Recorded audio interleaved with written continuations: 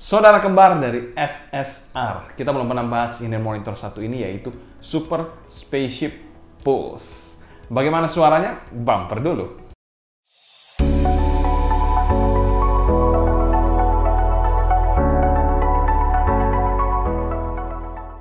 Halo semua, selamat datang di channel Sound Dignity bersama dengan saya Sebastian. Seperti biasa akan sharing info dan racun mengenai dunia personal audio, baik itu audio portable ataupun desktop audio. Jadi kalau kalian tertarik, gak perlu ragu lagi untuk subscribe, nyalakan tombol notifikasi, serta follow juga Instagram kita di Sound Dignity agar kalian tidak ketinggalan berita-berita terbaru mengenai dunia audio portable dan desktop audio.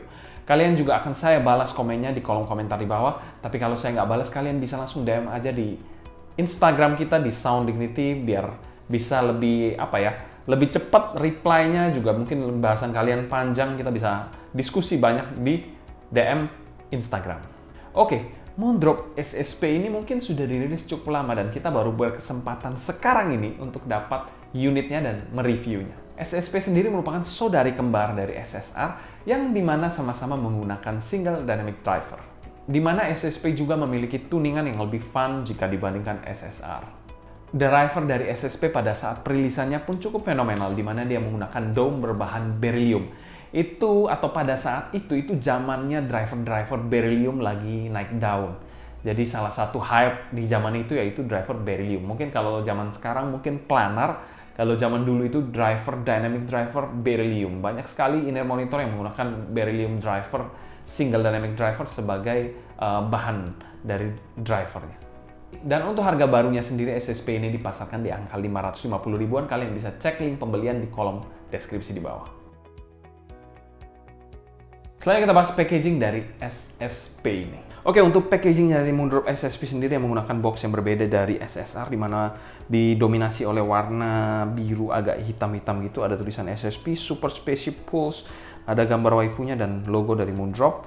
Di bagian atasnya ada www Moondrop Lab, tidak ada apa-apa di samping. Oke, kita lihat ke bagian belakang. Di bagian belakang ada frekuensi responsnya. Di sini ada 3 sampai 4 kHz peak juga. Di sini kalian bisa pause aja kalau mau lihat spesifikasinya lebih jelas. Oke, dia memiliki desain back atau bagian belakang dari kemasannya yang mirip seperti Moondrop SSR. Oke, kita akan langsung buka aja dari Moondrop SSP ini.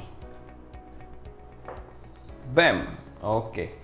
Ini kita langsung disuguhkan in-ear monitornya dan ada bludru-bludru gitulah di sini. Kita lihat di bagian sini ada beberapa kelengkapan, kita akan buka aja.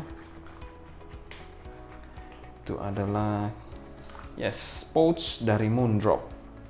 Ya, it's a good thing kita diberikan pouch. Lalu kalau kita lihat lagi, di sini ada in-ear monitor. Di sini ada beberapa pasang air tips. Jadi kalian bisa lihat beberapa pasang air tips yang diberikan dan juga kitab-kitab serta garansi kasei. Di sini ada SSR atau SSP Introduction, QC Pass, dan ini adalah kelengkapannya. Kita akan rekap sebentar untuk kelengkapan dari SSP ini. Oh ya, ini adalah in-ear monitornya. Kita keluarkan dulu in-ear monitornya. Oke, ini adalah Moondrop SSP. Kita akan lihat sedikit. Oke, kelengkapan dari Moondrop SSP ada beberapa pasang air tips, lalu manual, lalu Moondrop SSP dan juga kabel. Pouch, ini it's a good thing diberikan pouch. Ada QC dan juga mungkin kartu dan serta garansi kasei. Jadi ya packagingnya seperti ini. Cukup minimalis sih kalau saya bilang, tapi ya at least dia ada pouch. Untuk packaging dari SSP sendiri kami berikan skor B-. Mungkin pada saat SSR dulu kita sempat memberikan skor yang agak rendah, tapi sebenarnya packagingnya lumayan kalau kita bilang, dapat pouch juga dan isi packagingnya lumayan lah. Dan seharusnya SSR juga mendapatkan poin packaging yang sama, yaitu B-.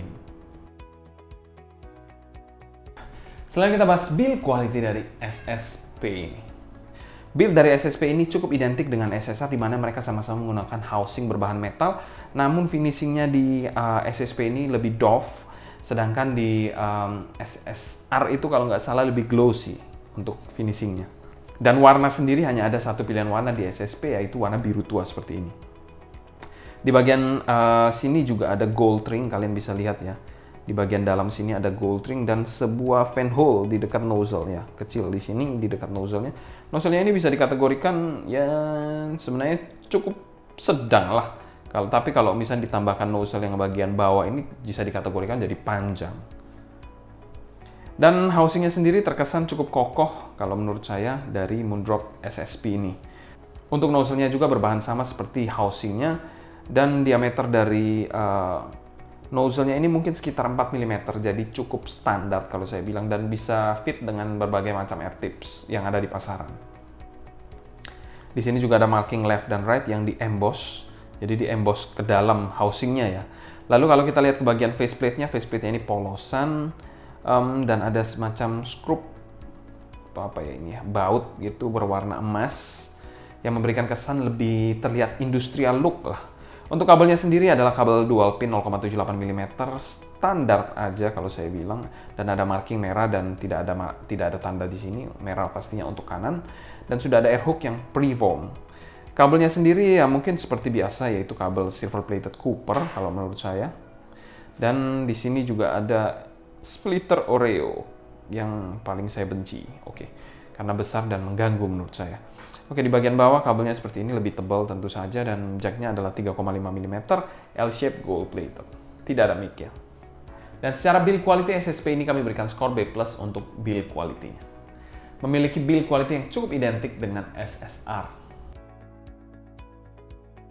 Selanjutnya kita bahas fitting dari in-ear monitor satu ini. In-ear monitor satu ini kalian sudah paham mungkin, tidak usah berpanjang lebar. Housingnya ini bisa dikategorikan kecil dan pemakaiannya adalah over-ear, regular fit, dan enak banget. Tidak terasa super snug, panas, sangat nyaman, kekedapan baik, gripnya pun oke menurut saya. Dan penggunaan dalam jangka waktu panjang pun tidak terasa panas dari in-ear monitor satu ini. Dan walaupun housingnya metal, tapi karena kecil, dia tidak terlalu berat untuk housingnya. Jadi tidak ada sudut-sudut tajam juga. In-ear monitor satu ini secara fitting overall very good, dan kami berikan skor A+. Selanjutnya kita bahas sound quality dari in-ear monitor satu ini. Arah suara dari in-ear monitor satu ini mungkin V-shape dan butuh sedikit power untuk mendrive in-ear monitor satu ini. Mungkin kalian menggunakan smartphone mungkin bisa bernyanyi dengan baik in-ear monitor satu ini. Tapi kalau kalian punya amplifier atau DAP mungkin akan lebih maksimal dari in-ear monitor satu ini. Untuk bagian bassnya sendiri dari SSP ini, dia memiliki bass yang warm, terkesan warm, mana dia memiliki bass yang punchy dengan impact yang cukupan. Masih dalam kategori bass yang terkontrol dari SSP ini, jadi tidak bleber-bleber ke bagian mid-low, jadi itu hal yang baik sih dari SSP ini.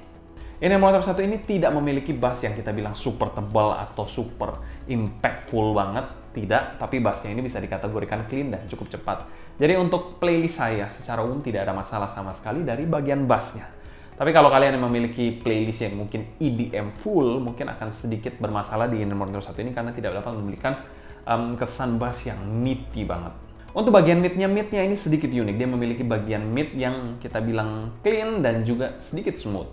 Male vokalnya ini memiliki posisi yang sedikit mundur, clean dengan artikulasi yang jelas, walaupun bukan yang ternatural banget untuk male vokalnya.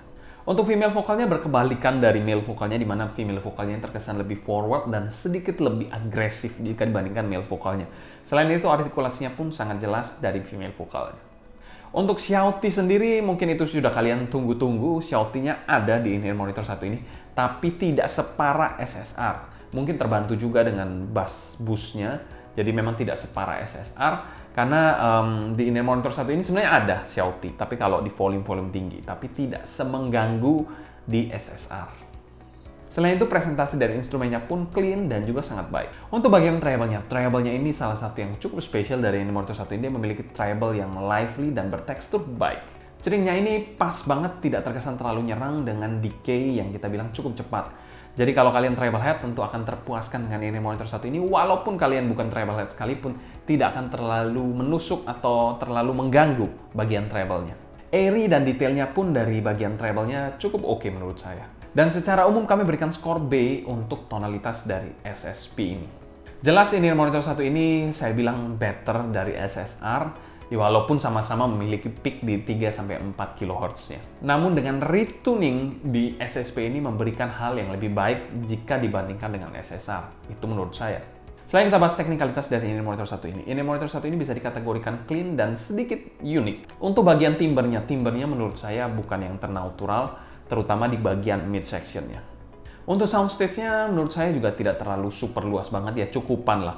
Tidak terlalu luas, tidak terlalu tinggi juga, tapi ada kesan depth-nya. Untuk detailnya, menurut saya rata-rata ya tidak super detail monster banget. Mungkin mikro-mikro detail pada lagu-lagu yang sangat rumit, mungkin agak sedikit keteteran dia untuk menghasilkan detailnya. Clarity-nya dari In Ear Monitor 1 ini bisa dikategorikan sangat oke menurut saya. Mungkin terbantu dari 3-4K-nya. Separasi imaging dan positioning, separasinya ini agak sedikit numpuk-numpuk, layernya ada walaupun agak samar-samar. Kalau kita bilang positioningnya ini bisa dikategorikan cukup oke. Dan kami berikan skor B- untuk teknikalitasnya. Selanjutnya kita bahas pro dan cons dari In Ear Monitor 1 ini. Cons-nya dari In Ear Monitor 1 ini yaitu male vokalnya mungkin agak sedikit mundur dan sedikit kurang natural. Jadi kalau kalian pencinta male vokal mungkin harus berpikir 2 kali untuk In Ear Monitor 1 ini.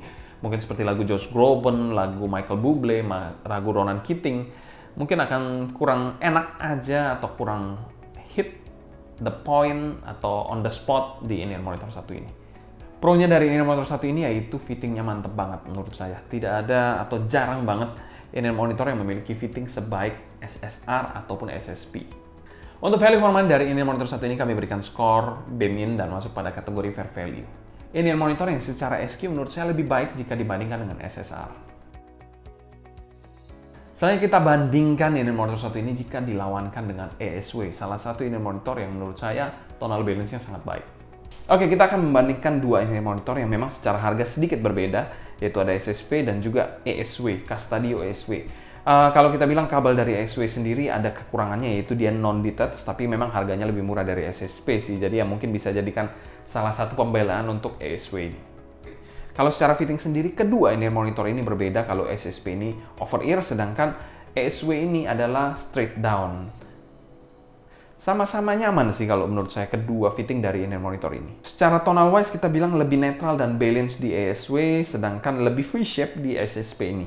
Bass dari SSP sendiri memang rich, deeper, sedangkan di ESW ini bassnya lebih cepat dan tipis. Untuk mid-nya sendiri di ESW ini memang lebih forward jika dibandingkan ESP dan juga lebih tebal di ESW untuk male vokalnya. Selain itu juga female vokalnya sama-sama forward kedua ini, tapi sedikit lebih forward lagi di ESW ini jika dibandingkan dengan ESP. Kalau kita bilang ESW ini lebih smooth dan warmer, sedangkan di ESP ini lebih clear dan bright. Untuk treble sendiri menurut saya lebih crispy di ESP dengan tekstur yang lebih baik, serta menurut saya lebih pas aja jika dibandingkan dengan ESW. Clarity dan detail tentu saja better di ESP, terutama bagian treble-nya. Untuk soundstage sendiri, menurut saya lebih sempit sedikit di ESW, namun lebih 3D, sedangkan di ESP ini terkesan lebih airy dan luas. Kesimpulan, SSP ini mungkin masih dapat bersaing dengan In Ear Monitor sekarang ini, tapi kalau soal tonal balance, mungkin dia masih kalah dengan In Ear Monitor yang harganya di bawah dari SSP ini. Ini adalah In Ear Monitor V-shape budget dari Moondrop yang kalau kalian cari suara V-shape mungkin bisa jadi salah satu alternatif untuk kalian. Kalau kalian ada pertanyaan seputar SSP ini, tulis pertanyaan kalian di kolom komentar di bawah ya. Mungkin sekian dulu untuk video kali ini. Saya Sebastian dari Sounding, ini pamit undur diri. Sampai jumpa di video berikutnya. Happy listening, stay healthy, and ciao.